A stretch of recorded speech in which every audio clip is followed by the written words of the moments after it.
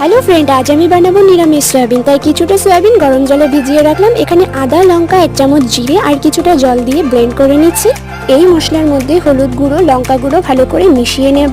এরপরে দেখো সয়াবিনগুলো এখানে সিদ্ধ হয়ে গেছে, জলটাকে ঝরিয়ে নেব। আর এইরকম সাইজের কিছুটা আলু কেটে নিয়েছি, এগুলোকে ধুয়ে এরপর সামান্য একটু ভেজে নেব। ভাজা হয়ে গেলে এই তেলেই আমি সয়াবিনগুলোকেও লাল করে ভেজে নেব। ভাজা হয়ে গেছে, এখন আমি কিছুটা তেলের মধ্যে জিরে আর তেজপাতা ফোড়ন দিয়ে নিচ্ছি। আর এরপরে দিয়ে দিচ্ছি মশলাটা। এরপর বাটিটা ধুয়ে কিছুটা জল দিয়ে মশলাটাকে ভালো করে কষিয়ে নেব। মশলা থেকে তেল ছেড়ে আসলে বুঝতে হবে মশলা হয়ে গেছে। এরপর ভেজে রাখা আলু ও সয়াবিনটাকে ভালো করে কষিয়ে নেব একটু জল দিয়ে। এখানে দেখো খানিকক্ষণ কষানো হয়ে গেছে আর আমি লবণও দিয়েছিলাম এর মধ্যে। এরপর দিয়ে দিচ্ছি পরিমাণ মতন জলটা দিয়ে খানিকক্ষণ আমি এগুলো একটু রান্না করে নিচ্ছি। জলটা ঘেটে আসলে দিয়ে দিচ্ছি সামান্য পরিমাণে গরম মশলা। এরপরে আরেকটু ফুটিয়ে নিলে গরম গরম সয়াবিন রেডি। আর ভিডিওটা ভালো লাগলে লাইক করতে ভুলো